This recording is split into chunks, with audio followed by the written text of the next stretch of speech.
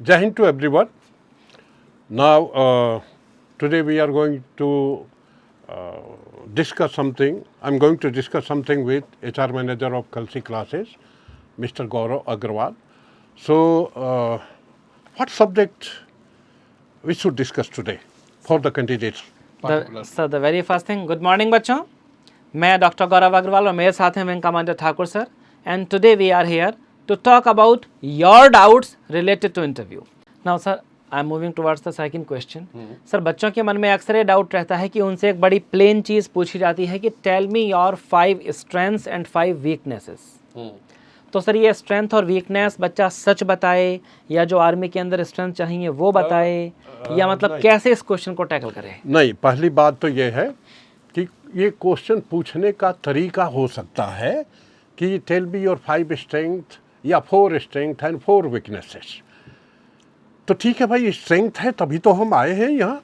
SSB तक यूं ही तो कोई नहीं पहुँच जाएगा ना, नेचुरल सी बात है ना.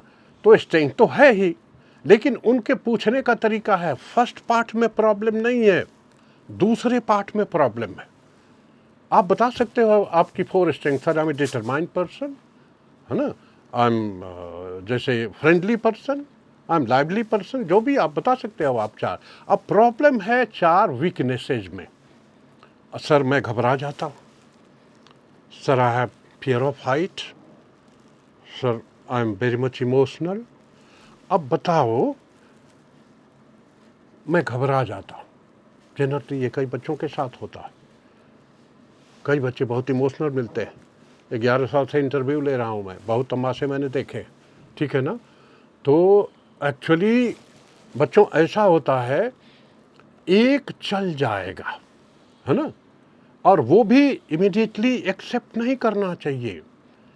जिस व्यक्ति में जो मिलिट्री अफसर बनने जा रहा है 4 वीकनेसेज होंगे, उसको क्या मिलिट्री अफसर बनाया जा सकता है? बिल्कुल नहीं.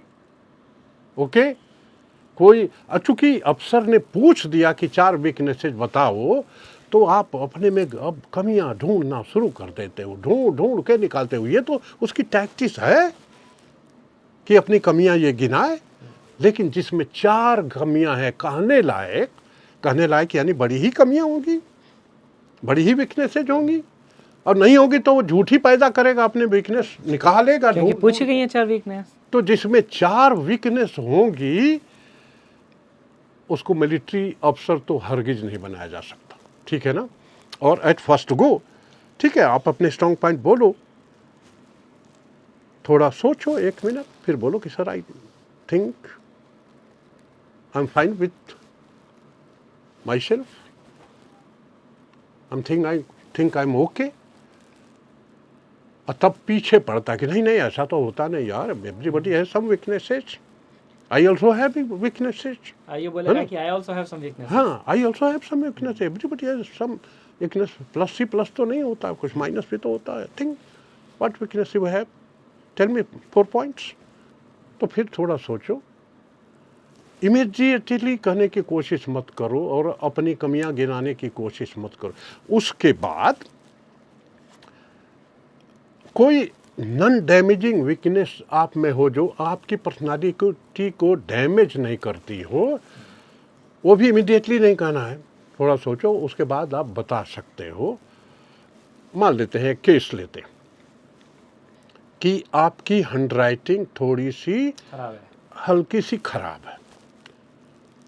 तो कुछ सोचने के बाद कर सकते हो कि sir I think my hand writing is not okay, I am not happy with this. अब ऐसा भी नहीं होना चाहिए कि आपका लिखा हुआ PIQ फॉर्म उसके सामने पड़ा है. ऐसा भी ना हो कि चांद सी हैंड राइटिंग आपकी है और आप किसी के कहने से बोल रहे हो कि ये मेरी वीकनेस है. ऐसा नहीं होना चाहिए. आपका लिखा हुआ उसके सामने पड़ा हुआ, ठीक है ना. वाकई अगर ऐसा है तो बोल सकते हो. तब देखो, इसमें ये भी एक फंसाऊ सब्जेक्ट है. अब इसमें वो आपको कैसे मिसगाइड करने की कोशिश करता है ना, झूठ बुलवाने की कोशिश करता है, इससे आपकी ऑनेस्टी चेक करता है.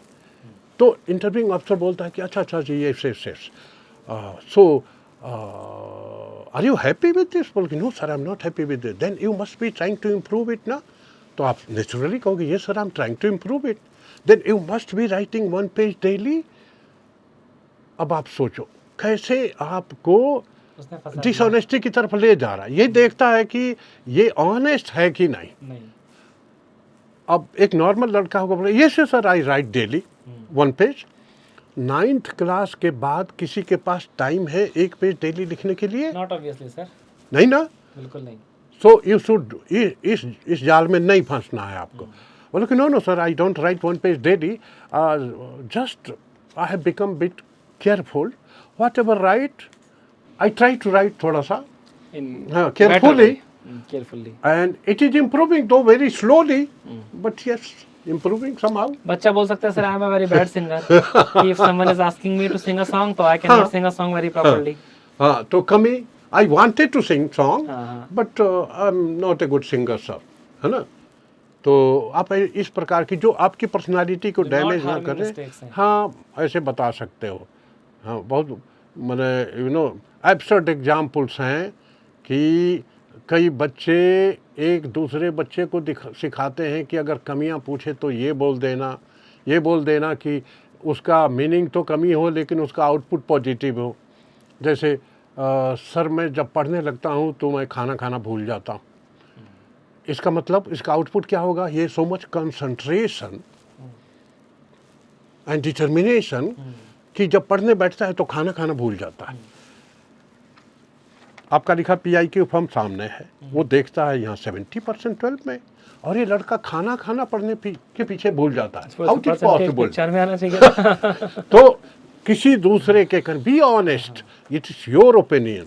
हमने हमेशा कहा है कि you should be honest, you should be very much honest, लेकिन अपनी ऑनेस्टी को भी प्रेजेंट करने का एक तरीका सेंस होता है, है, तरीका होता है। अगर कहीं ऑनेस्ट रहो, 100% ऑनेस्ट रहो, लेकिन अगर कहीं थोड़ा फटा हुआ है तो हम अपने को प्रेजेंट करें तो उसको अगर ढकने लायक है तो ढक ले, है ना।